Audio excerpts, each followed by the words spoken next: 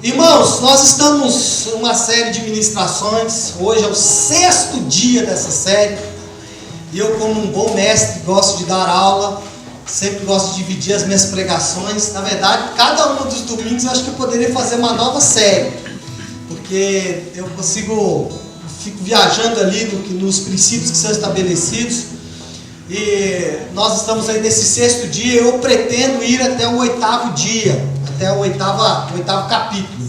Esse 6º capítulo é um capítulo que evangeliza muito pouco, porque hoje nós vamos falar do aguilhão de Deus. Pastor, que diabo é esse trem de aguilhão? Vou explicar daqui a pouco.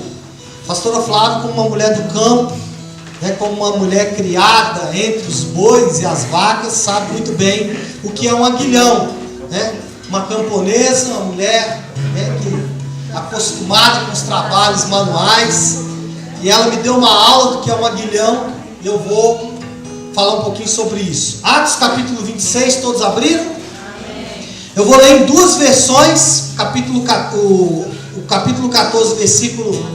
capítulo 26, versículo 14. A Nova Tradução na Linguagem de hoje traduziu esse texto da seguinte forma: todos nós caímos no chão e eu ouvi uma voz me dizer em hebraico: Saulo, Saulo, por que você me persegue? Não adianta você se revoltar contra mim. Saulo, Saulo, por que você me persegue? Não adianta você se revoltar contra mim. A versão revista atualizada, ela diz assim: e todos nós, caindo todos nós por terra, ouvi uma voz que me falava em língua hebraica: Saulo, Saulo, por que me persegues? Dura coisa é recalcitrares contra os aguilhões. Amém, queridos? Feche seus olhos. Pai, essa é a tua palavra. Senhor, o que eu te peço é que o Senhor possa trazer revelação dessa palavra para nós essa manhã, porque sabemos que se o Senhor não a revelar, nós não conseguiremos aprender aquilo que precisamos. Por isso eu oro como Paulo, que o Senhor nos conceda espírito de sabedoria e de revelação no pleno conhecimento do Senhor, em nome de Jesus. Amém. Amém, queridos? Quando nós somos rebeldes ou obstinados contra Deus,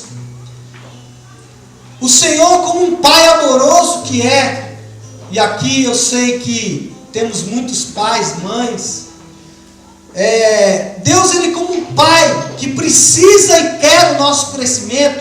Quando nós somos rebeldes, Ele precisa infligir um tratamento em nós. Ele precisa nos tratar. Quando nós recusamos esse tratamento, Deus muitas vezes intensifica esse tratamento. Porque o objetivo de Deus, irmãos, é que nós sejamos tratados para que não precisemos ser julgados. Quando Deus chama Adão no jardim e fala: Adão, Adão, Ele estava oferecendo tratamento para Adão, mas Adão não quis. Adão, por outro lado, ele resolveu persistir na revolta. E quando nós fazemos isso, aí Deus, Ele intensifica o tratamento. Isso não significa que Deus não nos ama. Quer ver? Abre a tua Bíblia aí, por favor, em Hebreus, no capítulo 12. Hebreus, capítulo 12. Esse é um texto que vai nos ajudar muito hoje, porque quando falamos em sermos corrigidos, ou quando falamos em sofrimento, muitas vezes isso reflete em nós, e às vezes a gente acha que não somos amados, porque Deus precisa nos corrigir. Isso não é verdade. Hebreus capítulo 12, versículo 5 diz assim: será que vocês já se esqueceram das palavras de encorajamento que Deus lhes disse, como se vocês fossem filhos dele? Pois ele disse, versículo 5 ainda: preste atenção, meu filho, quando o Senhor o castiga, e não se desanime quando ele o repreende, pois o Senhor corrige a quem ele ama, e castiga quem ele aceita como filho. Versículo 7: suportem o sofrimento com paciência, como se fosse um castigo dado por um pai. Pois o sofrimento de vocês mostra que Deus está tratando como filhos. Será que existe algum filho que nunca foi corrigido pelo seu pai? Será que vocês... versículo 8. Se vocês não são corrigidos, como acontece com todos os filhos de Deus, então não são de verdade, não são filhos de verdade, mas filhos ilegítimos. Ou seja, o escritor de Hebreus está dizendo aqui que muitas vezes nós vamos ser corrigidos. Isso não significa que Deus não nos ama. Pelo contrário, pelo fato de nos amar, Ele vai nos corrigir. Ele diz inclusive o contrário, Ele diz os filhos ilegítimos é que não são corrigidos. Então muitas vezes nós olhamos para as pessoas e olhamos até para alguém que é ímpio e a gente quer se comparar. A gente fala, poxa, eu sou da igreja, eu sou dizimista, eu sou fiel. A gente compara até com muitas pessoas da igreja. Fala, nossa, eu sou tão fiel e o fulano não é, e o fulano tem e eu não tenho, ou o fulano tem uma condição melhor do que eu e eu não tenho, não só financeiro, mas em todas as áreas. E a gente encara isso como falta de amor de Deus, e isso não é verdade. Muitas vezes nós estamos sendo corrigidos, porque é o que a pastora falou hoje, porque seremos cobrados. E é isso que essa palavra ela está nos falando. E é sobre isso que nós queremos falar nessa manhã. Os 2 capítulos anteriores da série que ministramos, nós falamos um sobre a angústia. Que às vezes nós somos angustiados, mas essa angústia é um sinal de Deus, de que alguma coisa em algum lugar não está bem. Na semana passada falamos sobre a aparente rejeição. Quando que parece que Deus nos rejeitou. Isso também não é verdade. É o voo da águia. A águia nos lançou no ar, nós estamos sem aparato nenhum, sem ser aparados por nada, e aí achamos que Deus nos abandonou, nos rejeitou. Não, Ele está nos fazendo amadurecer. E hoje vamos falar do fato de que muitas vezes Deus vai nos corrigir. Por quê? Porque Ele nos ama. Esse capítulo 12 de Hebreus, o texto começa falando sobre pecado. E muitas vezes, quando falamos de pecados, nós só imaginamos que são os pecados aparentes, ou os pecados externos. Mas existem pecados que são íntimos, ou existem coisas que são íntimas nossas e que Deus quer corrigir. E eu citei algumas aqui, atitudes erradas com as pessoas. Eu citei aqui intenções erradas. Às vezes você faz o certo, mas com a intenção errada. Citei aqui também as motivações erradas. O que te motiva? Por que você está aqui? Por que você faz o ministério? Por que você entrega a oferta? Por que você entrega o dízimo? É sempre importante nós sondarmos as nossas motivações, porque muitas vezes poderemos ser corrigidos porque estamos com as motivações erradas. Citei aqui também a visão distorcida do reino de Deus. Nós ainda encaramos o reino de Deus de acordo com a nossa visão distorcida. Não conseguimos enxergar a igreja como um todo. Isso é uma grande falha. Falta de quebrantamento, visão egoísta e carnal centrada em nós mesmos. Isso são todos possibilidades de Deus ter que nos tratar. Isso são ações que tomamos, atitudes que tomamos, sentimentos que sentimos, que poderá infligir uma disciplina de Deus em nós. Por quê, irmãos? Porque Deus, Ele precisa lidar com essas coisas. E Ele vai aplicar o tratamento para que essas coisas sejam corrigidas. Eu queria voltar ao texto inicial, de Atos 26, 14, que fala, dura coisa é recalcitrares contra os aguilhões. É importante, irmãos, quando olharmos para esse texto, entendemos duas coisas. Primeiro, Deus tem os seus aguilhões. Deus tem os seus aguilhões. Segundo, que nós podemos estar lutando contra esses aguilhões. Pastor, o que é um aguilhão? Irmãos, a melhor descrição do aguilhão é o ferrão do escorpião. Já viram o ferrão do escorpião? O aguilhão é uma vara de madeira com uma ponta de ferro bem afinada, como se fosse uma agulha. Qual era o objetivo desse instrumento? As pessoas que estavam ali eles usavam muito carros de boi, ou carroças, ou até mesmo quando estavam tocando os animais para o curral, para o lugar de pasto, e eventualmente algum desses animais ele empacava, ele parava. Então o boiadeiro, a pessoa que estava coordenando ali o processo de tocar esses animais, ele vinha com um aguilhão e ele infligia o castigo naquele animal, para que aquele animal desempacasse e continuasse andando. Pastor, por que Deus vai usar isso em nós? Porque muitas vezes nós empacamos com relação à vontade dele na nossa vida. Meu Deus! O tratamento de Deus, ele sempre tem a ver com áreas em que não permitimos que o Senhor facilmente opere. O tratamento de Deus vai ser em áreas em que nós não estamos querendo deixar Deus mexer. Tem a ver, irmãos, com a nossa teimosia e com a nossa rebeldia. E aí Deus vai ter que nos espetar para nos fazer andar de novo. Esse é o aguilhão. Pastor, o que é o recalcitrar? Bom, acontecia muitas vezes com esse animal que era aguilhonado. Essa é a palavra mesmo, fiz questão de procurar o Dr. Google e ele confirmou que é essa palavra. Toda vez que o animal era aguilhonado, tinha alguns animais que eram, vou usar um outro termo que o pastor Flávio gosta muito, queixo duro. Quando o animal não era muito queixo duro, o que ele fazia? Quando ele era aguilhonado, ele desempacava e começava a andar. Agora, quando esse animal recalcitrava, o que é? Ele começava a dar coices para tentar acertar o aguilhão. Mas o que acontecia? O aguilhão acabava machucando ele mais. Então, recalcitrar, que o apóstolo Paulo fala, porque ele fala primeiro que existe um aguilhão, segundo que nós podemos recalcitrar. Esse recalcitrar, irmãos, é quando nós não aceitamos o tratamento de Deus. Não aceitamos. Quer ver? Abra a tua Bíblia no Salmo 32.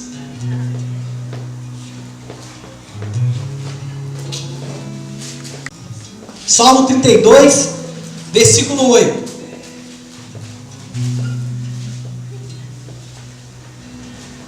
Todos abriram?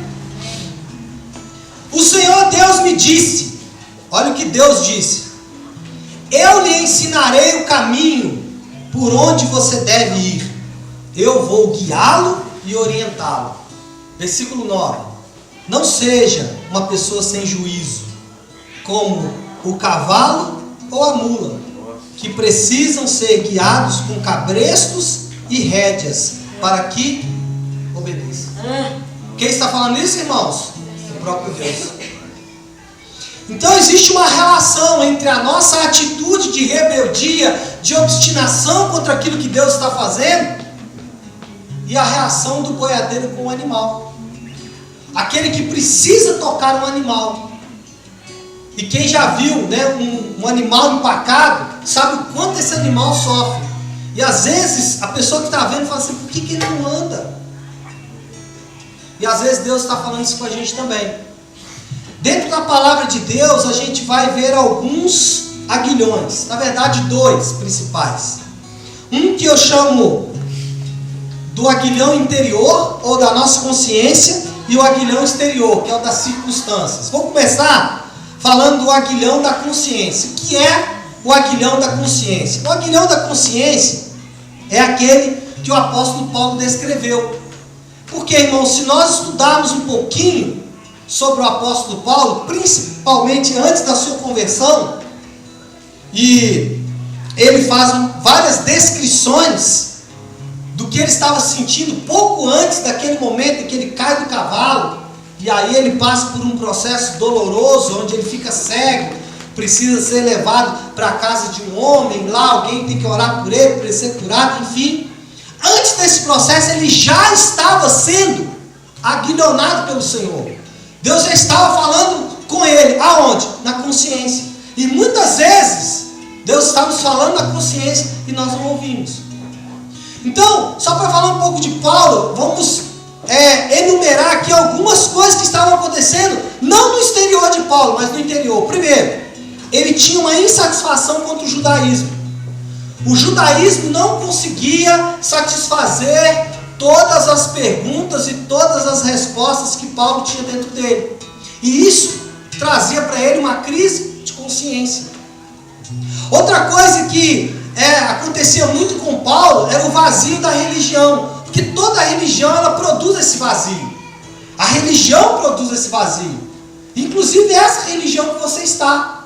Se você não tiver um relacionamento com Deus, essa religião vai te dar um vazio. Mas esse vazio não é ruim. Esse vazio é bom, porque é um aguilhão de Deus dizendo alguma coisa em algum lugar não está bom. Outra coisa que Paulo tinha e que era um espinho na consciência dele era com relação à identidade de Jesus. Porque só alguém muito de Deus podia fazer as coisas que Cristo fez. Então, o fato de Jesus ser quem ele era um aguilhão na vida de Paulo. Era um aguilhão na consciência de Paulo. E o último era o testemunho dos cristãos, do próprio Estevão. A palavra diz que Estevão, sendo apedrejado, ele se ajoelhou e olhou para o céu. Irmãos, quem está sendo apedrejado, qual que é a reação natural de quem está sendo apedrejado? Se defender, não é? Se encolher ao máximo. Mas o que Estevão faz? Se ajoelha e olha para o céu. Então essas coisas, elas traziam um questionamento em Paulo. Paulo falava, cara, tem alguma coisa errada. Porque como que esses caras podem ser tão alegres, tão satisfeitos, mesmo em face da morte? Tudo isso era um aguilhão na vida de Paulo. E isso acontece muitas vezes com a gente. Começamos a sofrer, irmãos, uma verdadeira tortura interior. E chegamos a dizer, meu Deus, só o Senhor pode estar fazendo isso, porque está muito confuso aqui dentro. Está muito bagunçado aqui dentro. Muitas vezes os nossos lábios estão dizendo não, mas a nossa consciência está dizendo sim. E a gente fica naquele conflito, irmãos. Essa guerra, ela nos deixa totalmente aborrecidos. A gente fica sem lugar. O que é isso? O aguilhão da consciência. Irmãos, esse é o primeiro nível da aguilhonada do Senhor. Deus sempre começa falando no nosso interior de uma forma meiga e suave. Sempre. Sempre. Ninguém que está sendo aguilhonado pelo Senhor deixou de passar por esse momento. A voz meiga e suave do Senhor. Ela é tão doce que muitas vezes nós achamos que nem pode ser Deus falando, porque a gente acha que Deus é um déspota. Nós achamos que Deus é um tirano. E quando vem aquela vozinha doce e suave falando, filho, não faz isso, a gente fala, isso é o diabo.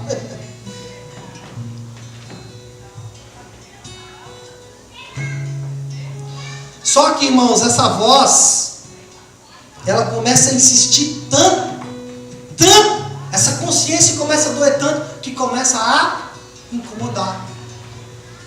Quem já foi espetado por um espinho, sabe o que é isso, né? Enquanto você não tira o espinho, você não sossega. E muitas vezes, nós estamos assim, talvez você está sentado aí, talvez eu. Estou sendo aguilhonado pelo Senhor. A melhor coisa a fazer, irmãos, é ceder. Não recalcitre. Não fique dando coices. Cede. Sabe essa dúvida que está aí? É Deus falando. É o Espírito de Deus. Pastor, e se eu não obedecer a essa primeira aguilhonada do Senhor? Ai, irmãos, Deus vai ter que ir para a próxima fase. Porque Deus é mau? Não, porque Ele te ama. Qual que é a próxima fase? É o aguilhão circunstancial ou das circunstâncias. O tratamento de Deus, irmãos, ele tem como objetivo mudar os nossos conceitos e valores. Esse é o objetivo final do tratamento de Deus.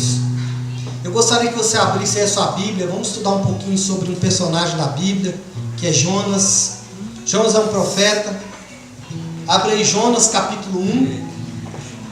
Jonas capítulo 1. Todos abriram? Versículo de número... Aliás, eu disse Jonas 1, não, é Jonas 3. Não, é Jonas 1 mesmo. É eu que inverti aqui.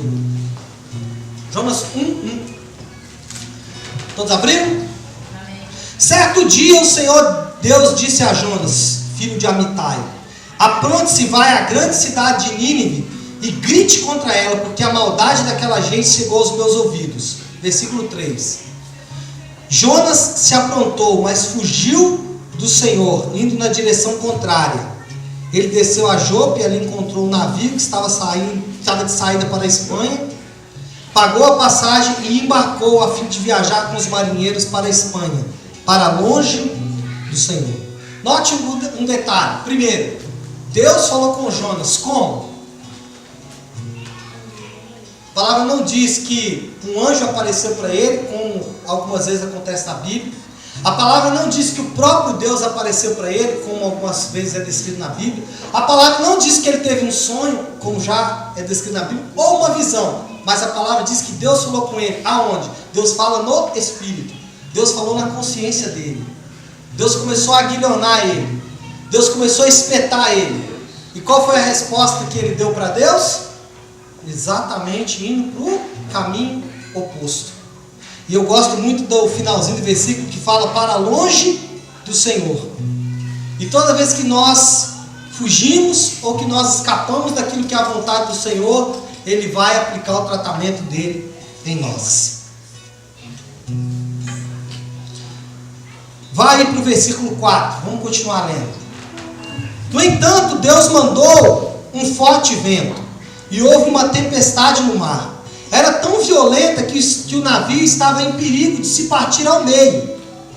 Os marinheiros ficaram com muito medo e gritavam por socorro, cada um ao seu Deus. E para que o navio ficasse mais leve, jogaram a carga no mar. Porém, Jonas tinha descido ao porão e ali havia se deitado e caído num sono profundo. O capitão do navio o encontrou ali e disse: como é que você está aí dormindo? Levante-se e peça socorro ao seu Deus. Pode ser que ele tenha pena de nós e não deixe a gente morrer. Os marinheiros disseram uns aos outros: vamos tirar a sorte para descobrir quem é o culpado de estarmos nesse perigo. Eles fizeram isso e o nome de Jonas foi sorteado. Então lhe perguntaram: agora diga, quem é o culpado de tudo isso? O que você está fazendo aqui? De onde vem? De que país você é? E qual é o seu povo? Eu sou hebreu, respondeu Jonas, e adoro ao Senhor, o Deus do céu, que fez o mar e a terra. Em seguida, Jonas contou que havia fugido, que estava fugindo de Deus, o Senhor. Aí os marinheiros ficaram mais apavorados ainda e disseram: veja só o que você fez. Irmãos, o primeiro detalhe nessa palavra é que quando falamos de tempestade, quando falamos de adversidades, quando falamos de lutas, nós sempre associamos essas coisas com o diabo.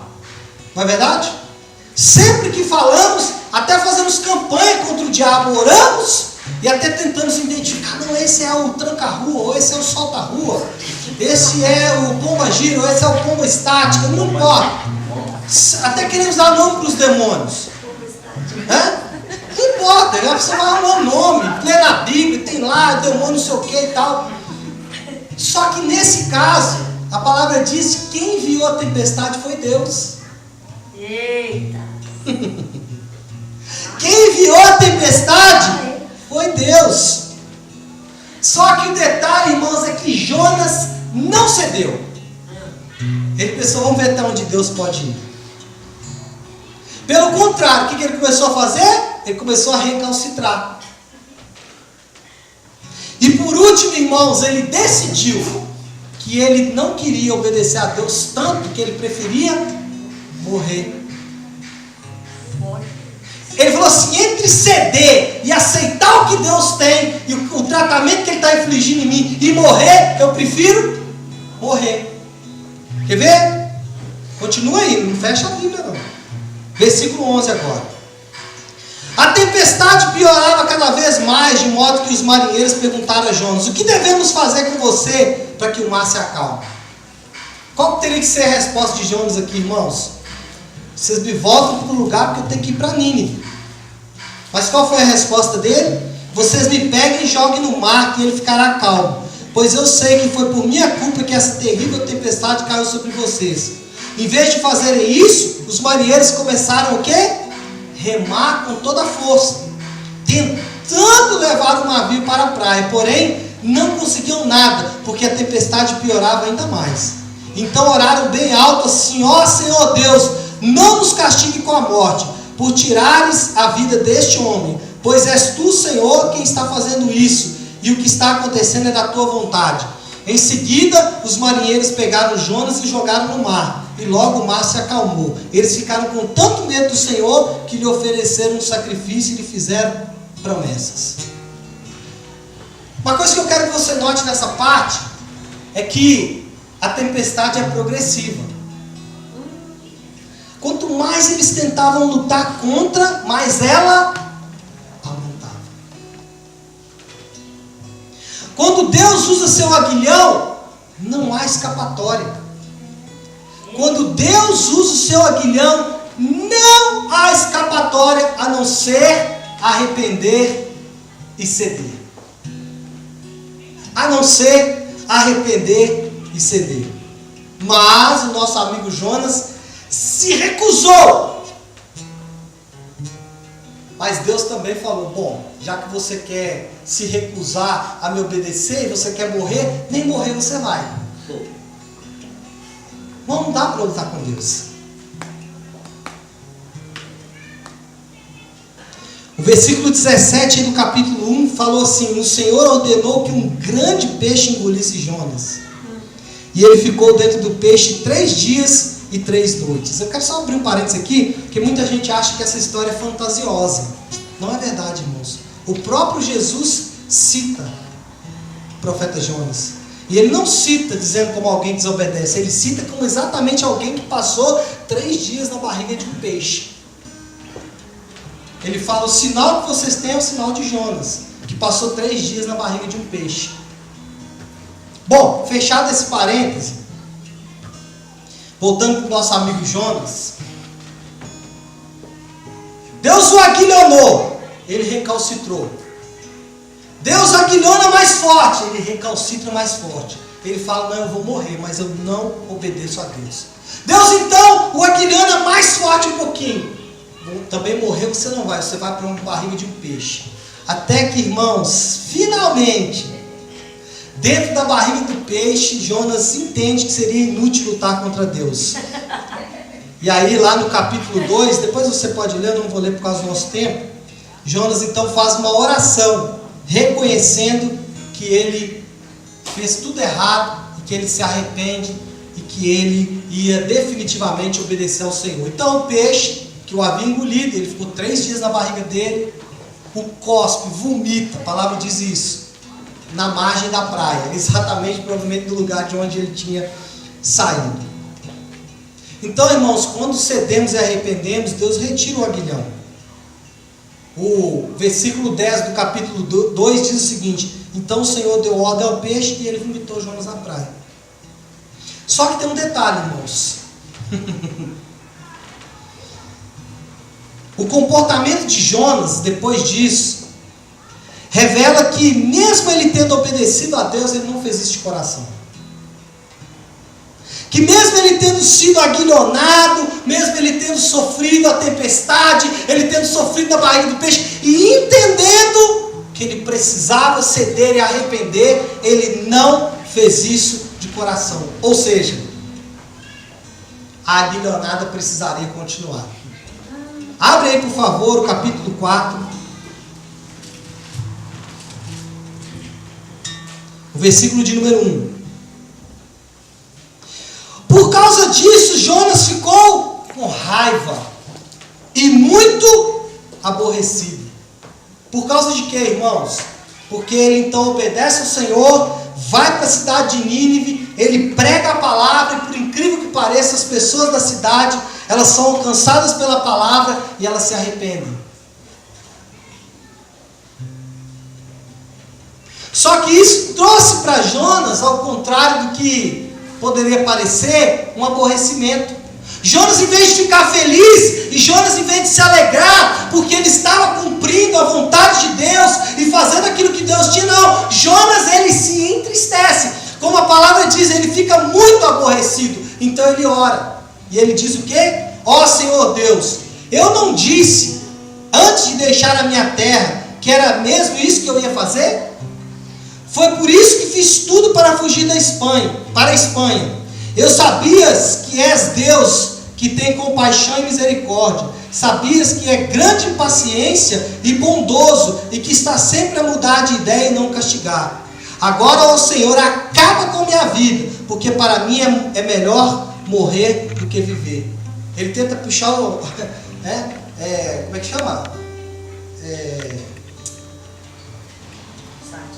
Não é puxar a sardinha, ele tenta agradar a Deus, né? Ah, Senhor, o Senhor é bondoso e paciente e tal, mas não está me agradando. Então faz o seguinte, Senhor, me mata. Irmãos, Jonas, por incrível que pareça, voltou a agir da mesma forma e empacou de novo. Então Deus falou, Jonas, mais uma vez eu vou ter que te aguilhonar. Por mais que isso doa em mim, por mais que ver você sofrendo, é difícil para mim, mas eu preciso fazer isso, Jonas, porque eu preciso te transformar.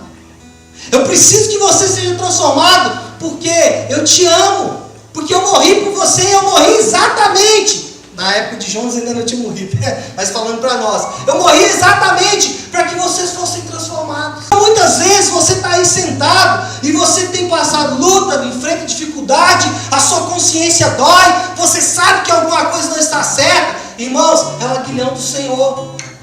Ele está infligindo isso para que Ele te trate, para que você se torne um filho melhor. Mas voltando para o nosso amigo Jonas, o que ele faz? Apesar de obedecer, ele não obedece com alegria.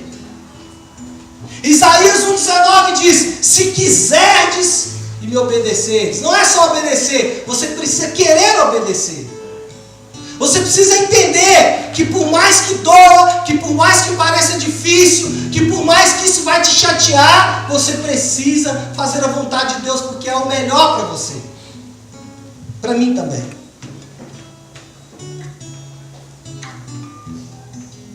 Jonas então pede para si a morte. E aí Deus precisa dar uma terceira espetada no nosso amigo Jonas. Vamos ler aí no capítulo 4, a partir do versículo 4. A resposta de Deus. Jonas, você acha que tem razão para ficar com tanta raiva assim? Aí Jonas saiu de Nínive e foi para o lado aonde o sol nasce, para o oriente, e sentou-se. Depois construiu um abrigo e sentou-se na sombra, esperando para ver o que ia acontecer com a cidade. Então, preste atenção, o Senhor Deus fez crescer uma planta em cima de Jonas, para lhe dar um pouco de sombra, de modo que ele se sentisse mais confortável. E Jonas ficou muito satisfeito com a planta. E ela, versículo 7. Mas no dia seguinte, quando o sol ia nascer, por ordem de Deus, um bicho atacou a planta e ela secou. Depois que o sol nasceu, Deus mandou um vento quente vindo do leste, e Jonas quase desmaiou por causa do calor do sol que queimava sua cabeça. Então quis morrer e disse, para mim é melhor morrer do que viver. Mas Deus perguntou, Jonas, você acha que está certo ficar com raiva por causa dessa planta? Jonas respondeu, é claro que eu tenho razão para estar com raiva, e com tanta raiva que até quero morrer. Então o Senhor lhe disse, essa planta cresceu numa noite, e na noite seguinte desapareceu. Você não fez nada por ela, e nem a fez crescer, mas mesmo assim tem pena dela. Então eu, com muito mais razão, devo ter pena da grande cidade de Nínive, onde há mais de 120 mil crianças inocentes e também muitos animais. Irmãos, imagine Jonas vendo essa planta crescer. Eu não sei se você já viu uma planta crescer. Você não consegue perceber, você sabe que ela cresceu, mas você não vê. Jonas, irmãos, num abrir e fechar dos olhos, cresce uma planta e fornece para ele uma sombra muito confortável. Dá para ele uma sombra muito confortável, só que Deus de repente arranca aquilo que ele tinha dado. Deus arranca das mãos de Jonas aquilo que era mais valioso para ele naquela hora. O que isso nos ensina, irmãos? Que independente do que nós achamos ou daquilo que nós estamos sentindo, Deus sempre tem razão. Ele é perfeito, irmãos, não erra nunca. Nunca, nunca, nunca, nunca. Precisamos aceitar isso com uma fé infantil e nunca mais empacar-nos com relação à vontade divina. O nosso amigo Jonas, ele foi tocado no que era mais valioso para ele. Por quê, irmãos? Porque Deus o aguilhonou 1, 2, 3, 4, 5 vezes. Às vezes você está passando uma luta com uma pessoa, com um ministério, ou até na sua própria consciência. Irmãos, é o aguilhão do Senhor. Não significa que é sempre, mas pode ser. Se resistirmos, irmãos, o aguilhão também será insistente. Mas se rendermos, o Senhor lidará com a gente com brandura e ternura. Porque Ele é um Deus de amor. Amém. Se você tem sido aguilhonado por Deus, ceda. Não fique recalcitrando. Porque você vai ver que no momento certo, o tratamento cessa. Se você não deixar com que o aguilhão te trate, uma hora você vai ver que Deus não vai começar a te tratar mais. Porque aí Ele não pode mais te tratar e Ele vai ter que te julgar. Porque depois do tratamento, vem o julgamento. Então é melhor não chegarmos nessa fase. Além de tudo isso, irmãos, muitas vezes a nossa obediência ela é só aparente, externa.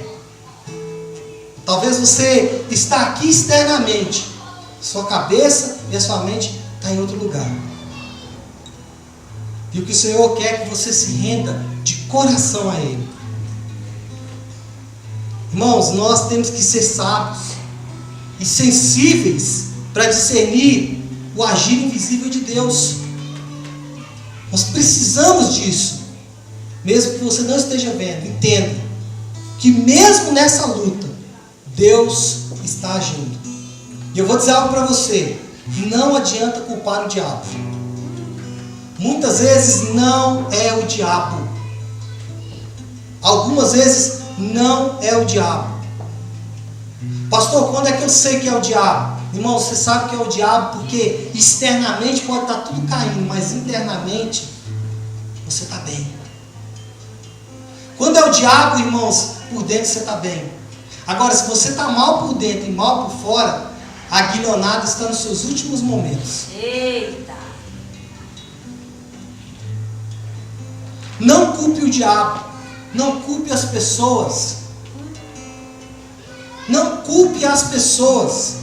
Quem está te aguilhonando não são as pessoas, é o próprio Deus. Meu Deus! Então, não culpe as pessoas.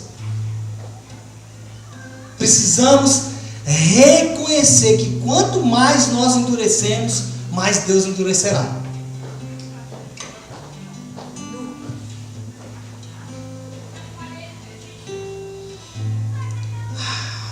Deus não nos aguilhona a troco de nada. Deus não faz isso por diversão. Deus faz isso em ocasiões específicas, onde nós estamos em rebeldia contra a sua vontade. Concluindo essa palavra, para nós orarmos.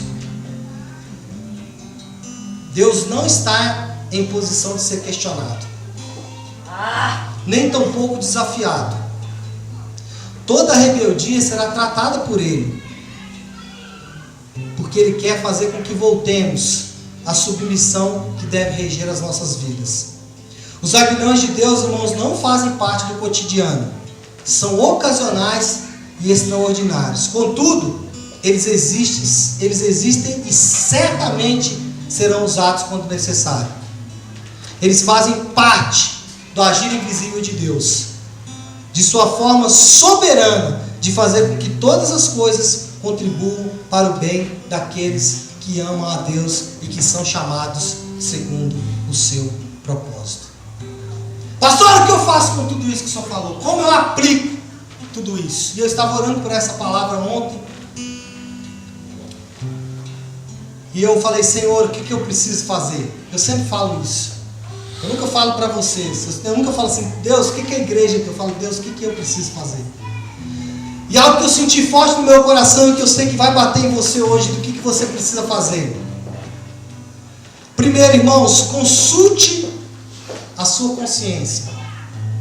Consulte a sua consciência. Não é a minha. Não é o que eu falo. Ou a pastora Flávia, ou qualquer outro irmão.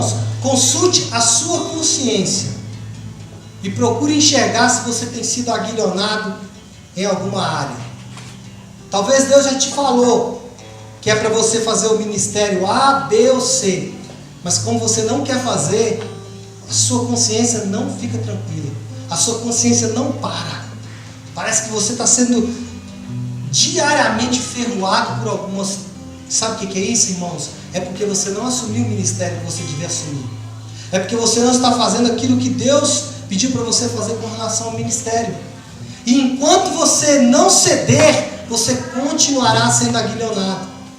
Pastor, mas é difícil, eu não tenho tempo, eu não consigo abrir mão, é muito complicado, por causa do meu filho. Irmãos, eu já ouvi todas as desculpas que vocês podem imaginar. E todas elas, para mim, são plenamente corretas. Uma pessoa pode chegar e falar, não, eu tenho já uma certa idade. Ok, você tem mesmo. Só que a consciência continua doendo. Sabe por quê? Porque Deus não aceita desculpa. Porque muitas vezes Ele sabe que isso é mentira. Então, se você sabe o que tem que fazer com relação ao seu ministério, faça hoje.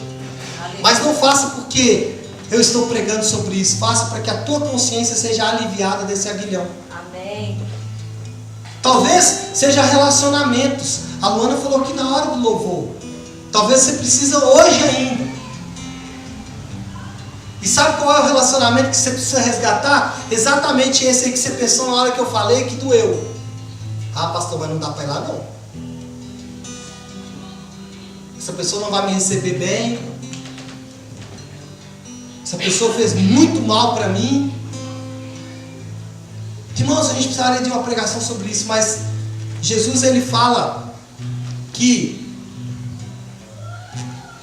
se alguém tem alguma coisa contra você, presta atenção nisso. Se alguém tem alguma coisa contra você, vá até ela. E depois ele fala assim, se quando estiver orando lembrar que você tem alguma coisa contra alguém, vá até ela. Então, talvez Deus está te aguilhonando nesse relacionamento. Talvez o aguilhão é porque você tem desobedecido princípios de Deus.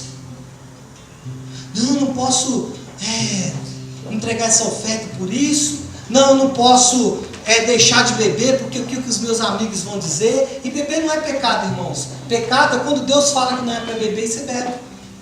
Quando a sua consciência, você sabe que não é para você fazer aquilo, mas você continua fazendo.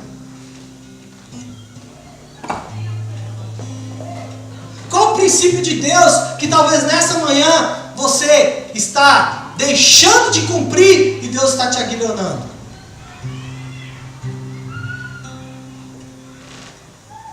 Talvez é o seu nível de comprometimento com a obra dele, não sei.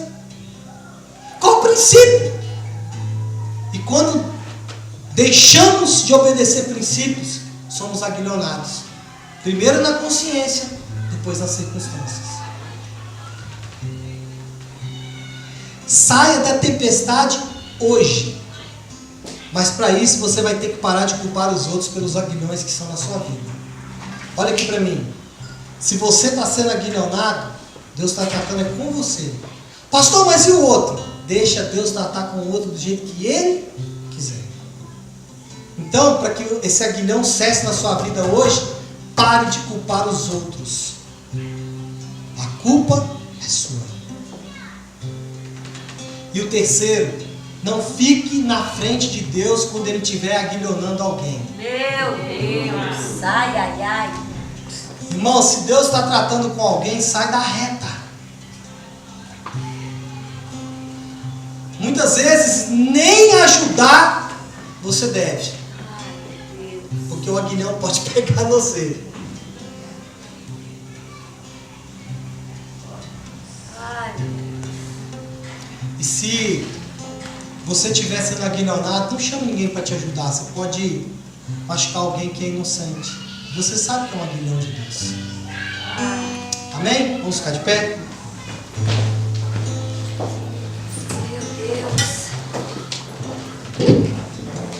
Como eu disse no início da palavra, essa palavra não converte ninguém, né? Ou às vezes sim, né? Não sei. Enfim. Mas irmãos, eu gostaria de voltar ao texto inicial que nós lemos.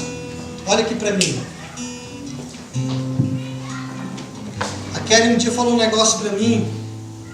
Ela falou assim que a forma que eles usam para pregar para os muçulmanos é apresentando Deus como pai. Porque Deus deles é um tirano, eles são escravos. Ela falou assim, pastor Léo, sabe como é que nós pregamos para eles? Nós falamos assim, ó, você pode se tornar filho de Deus. Filho? É. Porque na cabeça deles eles são escravos. Irmãos, eu quero voltar ao texto de Hebreus. Se Deus está nos aguilhonando é porque nós somos filhos. Se Ele está nos corrigindo é porque nós somos filhos. E exatamente porque somos filhos, e exatamente porque é o nosso Pai Celestial que está corrigindo, muitas vezes dói mais, né? Queria que você fechasse os olhos agora. E antes de você orar, antes de nós orarmos, antes do louvor tocar, eu queria que por alguns segundos você consultasse a sua consciência. E eu gostaria de voltar e destacar para que você pudesse sondar com muita verdade, com muita clareza a sua consciência. E Deus me falou dessas 3 palavras: ministério, relacionamentos e princípios de Deus. Consulte a sua consciência agora. Você tem sido aguilhonado da sua consciência? Você sente que você não tem feito tudo que poderia fazer no ministério? Você sente que não tem feito nada? Você sente que porque no passado você foi decepcionado no ministério, e o ministério muitas vezes nos decepciona, porque até a decepção no ministério é um aguilhão de Deus. Porque o ministério é um lugar onde nós não esperamos sofrer. O ministério é um lugar onde não esperamos passar decepções. E é exatamente lá que sofremos. E aí nós afastamos do ministério e não fazemos o ministério. E aí ficamos aguilhonados por Deus. Consulte a sua consciência agora. Consulte a sua consciência com relação a relacionamentos. Consulte. Se foi alguém que te machucou, vá até ele. Pastor, mas foi ele que me machucou. Pois é, mas a palavra diz para você ir nele. E se foi alguém que te machucou, aliás, se você machucou alguém, não tenha medo, não tenha vergonha. A honestidade e a verdade vai ser um protetor de você nessa manhã. Consulte a sua consciência. Se você tem quebrado princípios de Deus, se você tem deixado de ser um dizimista, se você tem deixado de orar, se você tem deixado de ler a palavra, se você tem deixado de obedecer aqueles princípios que são tão claros na palavra de Deus. Feche os seus olhos, não fique olhando para mim. Olhe para dentro de você agora. Consulte a sua consciência. Faça esse aguilhão cessar nessa manhã. E Deus me disse que nós reconheceríamos a palavra descontentamento. Você está descontente, é porque existe um aguilhão dentro de você, um espinho, que ele só será retirado se você nesta manhã quiser obedecer aquilo que Deus te falou para fazer.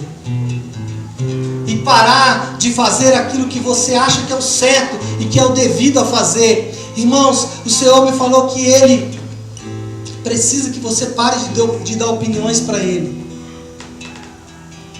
Ele disse para mim: eu não quero ouvir as suas opiniões, porque eu não preciso, eu sou Deus. Agora eu queria que você orasse. E você cessasse esse aguilhão, falando para o Senhor: meu Deus, nessa manhã eu reconheço que eu preciso voltar. Eu preciso me arrepender e fazer exatamente aquilo que o Senhor tem para mim. Comece a orar agora, queridos, em cima dessa palavra. Sou tua noiva apaixonada, te esperando para dançar. Fala para Ele, fala para Ele. Saltando sobre os montes de Jerusalém.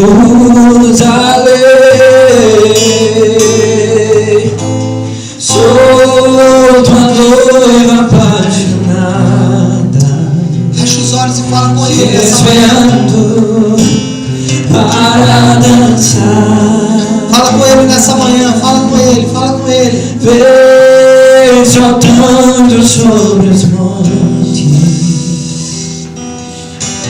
de Jerusalém. Aleluia.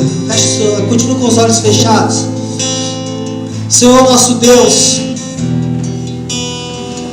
nessa manhã nos submetemos à correção do Senhor para que não precisemos ser julgados por Ti, Pai.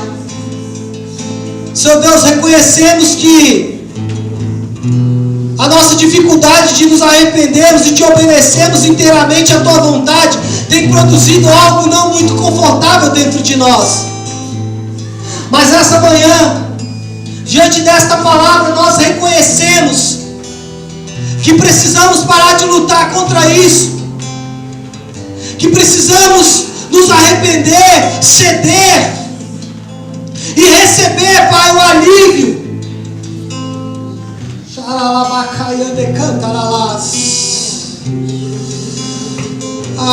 O Senhor está te falando nesta manhã: lance sobre mim o teu jugo. Lança sobre mim o teu jugo e leva o meu, que é suave. Você tem carregado o jugo e o Senhor está falando para você nesta manhã: se arrependa, ceda, para que o aguilhão cesse e para que você receba a paz que excede todo entendimento. Se você orou com sinceridade, você vai começar a sentir agora aí no seu lugar um alívio. E o Senhor está te falando: eu te perdoo. O Senhor está te falando: eu te perdoo. Você está perdoado. Eu vou dançar contigo de novo. Porque nessa manhã o aguilhão cessa, a dor cessa. Porque você reconheceu, a dor cessa, a dor cessa.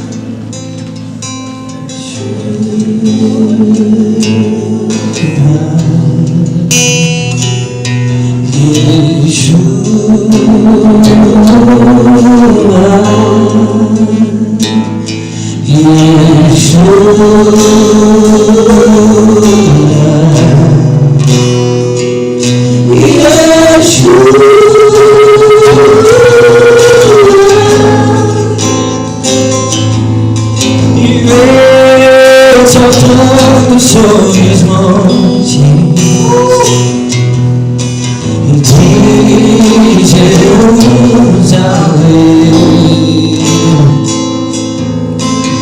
Estou tão apaixonada e te esperando para dançar. Aleluia. Exaltando sobre os montes.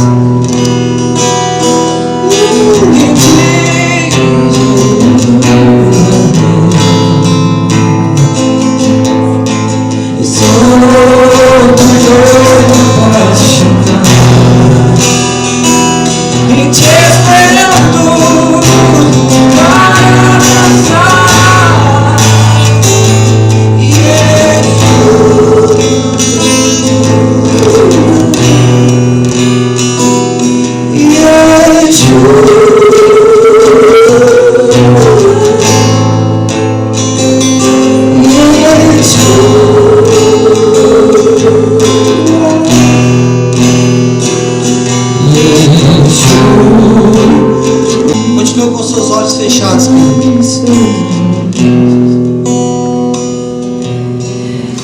Senhor, tem me incomodado essa semana e agora ele me trouxe um coração que ele me fala de Jeremias. Jeremias, ele foi chamado quando adolescente, só que ele falava com o Senhor: Senhor, eu não sei falar. Senhor, eu não sei falar. E queria correr. Só que Deus falou com ele: abre a tua boca que eu vou colocar as palavras. E Deus fala muito comigo sobre Jeremias, porque eu estou vivendo exatamente isso. E eu sei que Deus chamou pessoas aqui como boca de Deus, como profeta. Só que a gente está correndo daquilo do que Deus quer pra gente. E estamos em desobediência, negligenciando o dom que Deus deu pra gente. Eu sei que Deus tem compartilhado segredos, muitas coisas dos céus, com muitos de nós aqui. E lá em Jeremias, que Deus tem me dado essa palavra sempre, Jeremias 20, no verso 9, que tem um fogo que fica cerrado no peito de Jeremias. E ele fala que: Senhor, eu não vou mais falar da tua palavra. Só que tem um fogo dentro dele que não deixa cessar. Foi para isso que Deus chamou ele. Eu sei que tem pessoas aqui que precisam ser reativadas por chamado do Senhor. O Senhor já te chamou há muito tempo e Ele está te lembrando agora, assim como comigo. Nós precisamos sim arrepender verdadeiramente e não preocupar com a opinião das pessoas, mas fazer aquilo que o Senhor nos mandou dizer e fazer. Ele era um adolescente, Deus chamou ele para pessoas específicas e ele sabia disso. E o Senhor te lembra hoje da palavra que Ele te deu, assim como Ele fez comigo. Em nome de Jesus, que nós nos arrependemos hoje, nós voltamos nossos olhos para o Senhor, que nós possamos obedecer a Deus, porque muita gente não acreditava em Jeremias, nas coisas que ele falava, mas as promessas se cumpriram. Que você alinhe seu coração, assim como eu estou alinhando o meu, como Deus está fazendo comigo nessa manhã. E Senhor, eu venho diante de Ti, da Tua igreja, arrepender, Pai, daquilo que o Senhor tem me chamado para fazer e eu estou negligenciando, Pai. Nós voltamos nossos olhos para Ti, ó Deus, em arrependimento, porque as palavras é o Senhor que nos dá. Não precisa falar bonito, mas falar aquilo que Deus mandou você falar, não é mais e nem menos, em o nome de Jesus. Amém, queridos. Glória a Deus. Amém? Amém ou não? Amém. Glória a Deus. Senhor, Deus me falou de pessoas sentindo alívio. Quem sentiu alívio? Mais pessoas. Deus falou de 5 pessoas. Sentiu um alívio na hora que a gente estava orando? Aliviando alguma coisa. Glória a Deus. O aguilhão já saiu. Amém? Amém ou não? O espinho já saiu. Pode respirar aliviado e obedecer aquilo que o Senhor te mandou. Amém? Glória a Deus.